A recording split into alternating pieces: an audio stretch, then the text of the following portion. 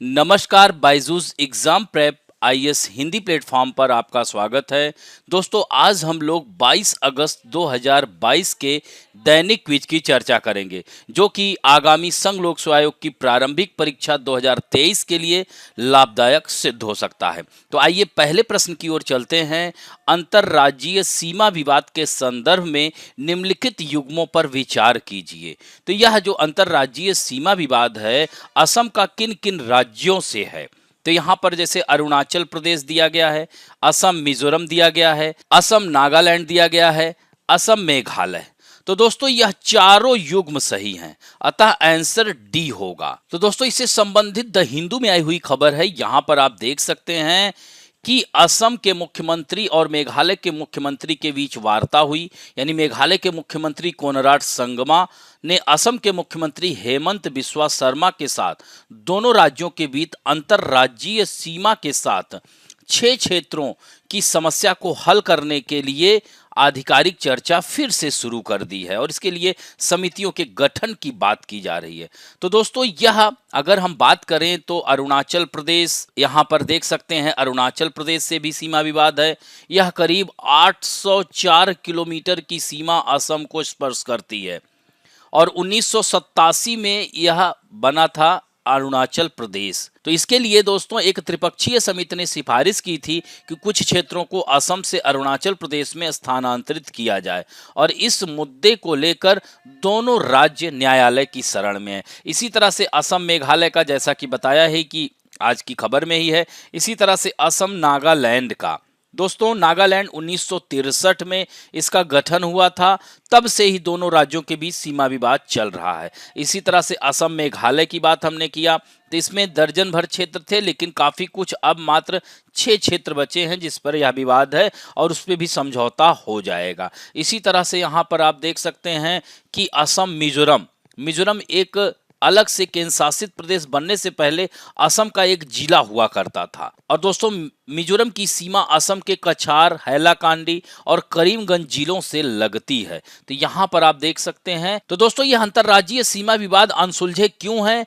क्योंकि भौतिक जटिलता है, दूसरा भाषाई आधार पर पुनर्गठन का विचार, तीसरा है स्वदेशी समुदाय। तो दोस्तों इस तरह से आप देख सकते हैं कि अधिकांश भाग के स्वदेशी समुदाय अकेले रह गए और प्रशासनिक सुविधा के लिए सीमाएं जरूरत पड़ने पर ही खींची गई थी।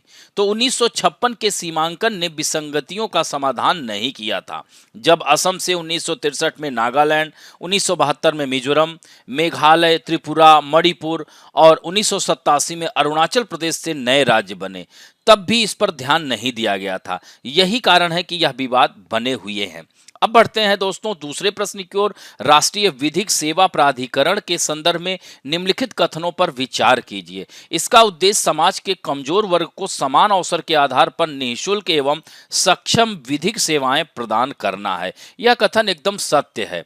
यह पूरे देश में कानूनी कार्यक्रमों और योजनाओं को लागू करने हेतु राज्य कानूनी सेवा प्राधिकरणों के लिए दिशा निर्देश भी जारी करता है। यह भी कथन एकदम सत्य है। विश्वास सबके लिए, न्याय सबके लिए इसका थीम सॉन्ग है। दोस्तों यह भी कथन सत्य, अतः 1, 2, 3 तीनों सही होंगे।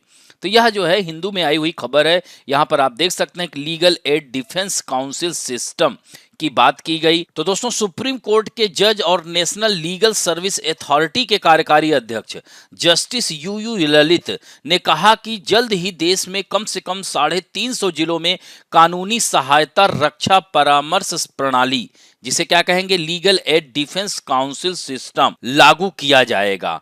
और यह भी कहा कि एक जिले में पब्लिक प्रोसिक्यूटर के ऑफिस के तर्ज पर कानूनी सहायता रक्षा प्रणाली का एक ऑफिस होगा, जो जिले में आपराधिक पक्ष पर सभी कानूनी सहायता कार्यों को देखेगा। तो दोस्तों यह राष्ट्रीय विधिक सेवा प्राधिकरण क्या है? तो इसका गठन 1995 में अधिनियम 1987 के तहत किया गया था। इसका उद्देश्य यह है कि योग्य उम्मीदवारों को मुफ्त कानूनी सेवाएं प्रदान करना और मामलों के त्वरित समाधान के लिए लोक अदालतों का आयोजन करना। और भारत का मुख्य न्यायाधीश यह नालसा का प्रधान संरक्षक होता है और भारत के सर्वोच्च न्यायालय के वरिष्ठतम न्यायाधीश नालसा के कार्यकारी अध्यक्ष होते हैं। दोस्तों नालसा को संवैधानिक दायित्वों को पूरा करने के लिए, जैसे प्रस्तावना घोषणा में नालसा का उद्देश्य सभी नागरिकों को सामाजिक, आर्थिक, राजनीतिक न्याय प्रदान करने के लिए प्रस्तावना के संकल्प को पूरा करना है।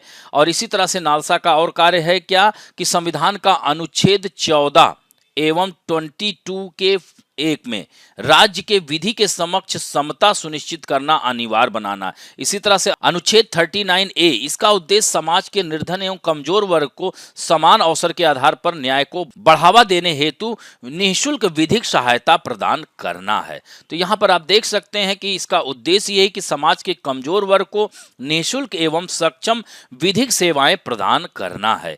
तो इस तरह से यह राष्ट्रीय विधिक सेवा प्राधिकरण, जिसे नालसा कहते हैं, इसका कार्य ही यही है। नालसा देश की विविधतापूर्ण जनसाधारण से उपेक्षित एवं बहिष्कृत समूहों को विशिष्ट श्रेणियों का आत्मनिर्भर करता है। नालसा विभिन्न स्तर पर विधिक सेवा प्राधिकरण द्वारा लिए गए दायित्व एवं कार्यान्वित किए जाने वाले निवारक तथा रणनीतिक विधिक सेवा कार्यक्रमों के क्रियान्वयन हेतु विभिन्न योजनाएं भी तैयार करता है। अब बढ़ते हैं तीसरे महत्वपूर्ण प्रश्न की ओर। इन्होंने ब्रिटिश के खिलाफ भारत छोड़ो आंदोलन में भाग लिया। इससे जुड़ी राजनीतिक गतिविधियों के लिए उन्हें 1940 के दशक में 2 बार जेल जाना पड़ा। वे वर्ष 1946 में पंडित जवाहरलाल नेहरू की अंतरिम सरकार में सबसे युवा मंत्री बने। इन्होंने आपातकाल के दौरान तत्कालीन प्रधानमंत्री श्रीमती इंदिरा गांधी का समर्थन किया, किंतु 1977 में उन्होंने कांग्रेस छोड़ दी और जनता पार्टी में शामिल हो गए।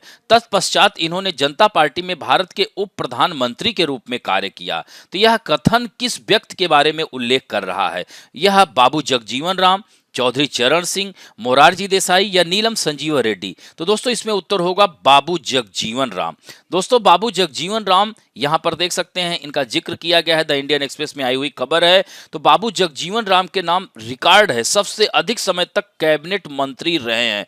30 वर्ष तक बाबू जगजीवन राम कैबिनेट मंत्री रहे हैं। और दोस्तों 1971 के भारत पाक युद्ध के दौरान भी यह रक्षा मंत्री रहे थे। और दोस्तों 1936 से 1986 तक यानी 40 वर्ष तक संसद में उनका निर्बाध प्रतिनिधित्व भी एक रिकॉर्ड है। दोस्तों इनका जन्म 5 अप्रैल 1908 को बिहार के एक दलित परिवार में हुआ था। दोस्तों 6 जुलाई 1986 को इनकी मृत्यु हुई थी और इनके स्मारक स्थल का नाम समता स्थल नाम दिया गया है। इनकी जयंती को समरस दिवस या समानता दिवस के रूप में मनाया जाता है। अब बढ़ते हैं चौथे प्रश्न की ओर। भारत की पहली स्वदेशी हाइड्रोजन फ्यूल बस सेवा का शुभारंभ किस शहर में शुरू किया गया है?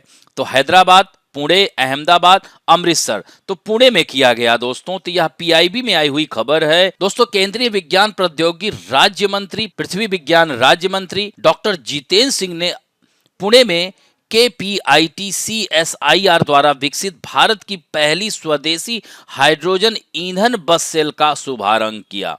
और इस अवसर पर डॉक्टर सिंह ने कहा कि आत्मनिर्भर और सुलभ स्वच्छ ऊर्जा, जलवायु परिवर्तन के लक्ष्यों को पूरा करने और नए उद्यमियों और नौकरियों के सृजन को सुनिश्चित करने के लिए प्रधानमंत्री मोदी का हाइड्रोजन विजन भारत के लिए महत्वपूर्ण है। उन्होंने ये भी कहा कि हरित हाइड्रोजन एक उत्कृष्ट स्वच्छ ऊर्जा वेक्टर है जो रिफाइनिंग उद्योग, उर्वरक उद्योग, इस्पात उद्योग, सीमेंट उद्योग और भारी वाणिज्यिक परिवहन क्षेत्र में भी कठिन से कम उत्सर्जन के गहरे डीकार्बोनाइजेशन को सक्षम बनाता है। तो इस तरह से यह सेवा जो स्टार्ट की गई है, यह कहा जा सकता है प्रधानमंत्री की नेशनल ग्रीन हाइड्रोजन मिशन को यह साकार कर रहा है। दोस्तों प्रधानमंत्री ने 2021 में लाल किले से राष्ट्रीय हाइड्रोजन मिशन को लॉन्च किया था और यह मिशन भारत की ऊर्जा सुरक्षा को बढ़ावा देने के लिए शुरू किया गया है। यह मिशन भारत को हरित हाइड्रोजन उत्पादन और निर्यात के लिए एक वैश्विक केंद्र बनाने का प्रयास करता है, क्योंकि भारत वर्तमान में अपने तेल का 85% और गैस की मांग का 53%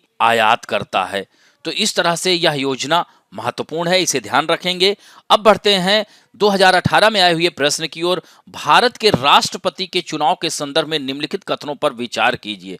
प्रत्येक विधायक के वोट का मूल्य अलग अलग राज्यों में भिन्न होता है। यह कथन एकदम सत्य है, क्योंकि विधायकों के वोट का मूल्य अलग अलग राज्यों की जनसंख्या पर निर्भर होता है। यानी प्रत्येक विधायक के वोट का मूल्य राज्य की विधानसभा में विधायकों की संख्या से विभाजित करके तथा प्राप्त भाग्यफल को 1000 से विभाजित करके निर्धारित किया जाता है। उदाहरण के लिए अगर हम बात करें तो उत्तर प्रदेश में प्रत्येक विधायक के लिए सबसे अधिक वोट मूल्य 208 है और महाराष्ट्र में एक विधायक के वोट का मूल्य 175 है, यानी उस राज्य की कुल जनसंख्या बटा उस विधायकों की संख्या और 1000 से उसको विभाजित किया जाता है, तब विधायक के एक मत का मूल्य निकलता है। तो यह कथन एकदम सत्य है। दूसरा है, लोकसभा सांसदों के वोट का मूल्य राज्यसभा के सांसदों के वोट के मूल्य से अधिक होता है। दोस्तों यहीं पर यह कथन असत्य हो जाता है, क्योंकि प्रत्येक सांसद या विधायक द्वारा डाले गए वोट की गणना एक वोट के रूप में नहीं की जाती। राज्यसभा और लोकसभा के प्रत्येक सांसद के वोट का मूल्य 700 है, क्योंकि सांसदों के एक मत का मूल्य जो निकाला जाता है वह देश की कुल विधानसभाओं के मतों का मूल्य, ये ध्यान रखेंगे, यानी देश में कुल विधानसभाएं जितनी हैं उनके मतों का मूल्य फिर जो है लोकसभा अपान लोकसभा तथा राज्यसभा की सीटों की संख्या से भाग दिया जाता है, जो आता है वह सांसदों के एक मत का मूल्य होता है। तो इस तरह से दूसरा कथन असत्य हो जाता है, अतः आंसर केवल एक होगा। दोस्तों अब बात करेंगे आज के fact of the day, PFAS। दोस्तों लाइफ स्टाइल के साथ साथ पर्यावरण में प्रदूषक तत्वों की मात्रा बढ़ती जा रही है। ये खतरनाक तत्व औद्योगिक प्रक्रियाओं के परिणाम स्वरूप हवा, मिट्टी, भूजल, झीलों और नदियों में प्रवेश कर रहे हैं, जिस वजह से पर्यावरण दूषित होता जा रहा है। और यह आपको जानकर हैरानी होगी कि नॉन स्टिक पेन जैसी दैनिक उपयोग की वस्तुओं में भी उपयोग किए जाने वाले फॉरएवर केमिकल्स लंबे समय से गंभीर बीमारियों का कारण बने हुए हैं। तो इस तरह से एक साइंस जर्नल में प्रकाशित शोध से पता चला है कि अमेरिका और चीन ने प्रदूषण फैलाने वाले कंपाउंड PFAS को नष्ट करने का एक बेहतर तरीका खोज लिया है, जो लंबे समय से पर्यावरण, पशुओं, मनुष्यों के लिए एक गंभीर खतरा बना हुआ है। तो इस तरह से यह महत्वपूर्ण खोज है और इससे जो है जो विभिन्न प्रकार की बीमारियां हैं उस पर अंकुश लगाया जा सकेगा। तो दोस्तों यह PFAS है क्या? तो दोस्तों यह PFAS या इसे कहेंगे पॉलीफ्लोरोकाइल पदार्थ पहली बार 1940 के दशक में यह विकसित हुआ था।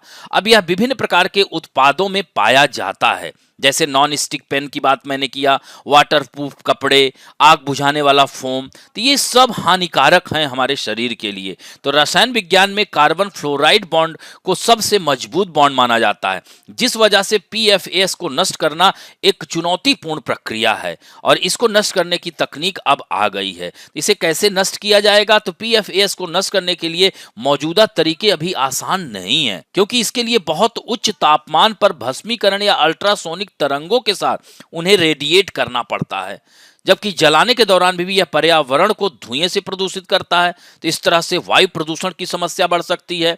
और दूसरे भाग में अणुओं को नष्ट करने के लिए टीम ने उसके कमजोर छोर को पा लिया है, जिसके द्वारा इस कंपाउंड को कम तापमान में भी नष्ट किया जा सकेगा। तो यह इससे क्या खतरा है? तो रोग नियंत्रण और रोकथाम केंद्र ने हालिया समीक्षा में PFAS जोखिम से जुड़े कई स्वास्थ्य प्रभावों की रूपरेखा तैयार की गई थी, जिसमें यह बताया गया है कि कैंसर, लीवर खराब होना, प्रजनन क्षमता में कमी, अस्थमा, थायराइड रोग का खतरा बढ़ जाना इसमें शामिल है। यानी PFAS से विभिन्न प्रकार की बीमारियां होने का खतरा बना रहता है। तो दोस्तों यह कह सकते हैं अच्छी खबर है। अब आज का अंक यहीं पर समाप्त करते हैं। आशा करता हूं कि आज का वीडियो आप लोगों को अच्छा लगा होगा। यदि अच्छा लगे तो प्लीज लाइक, शेयर, सब्सक्राइब और बेल आइकन दबाना ना भूलें। धन्यवाद।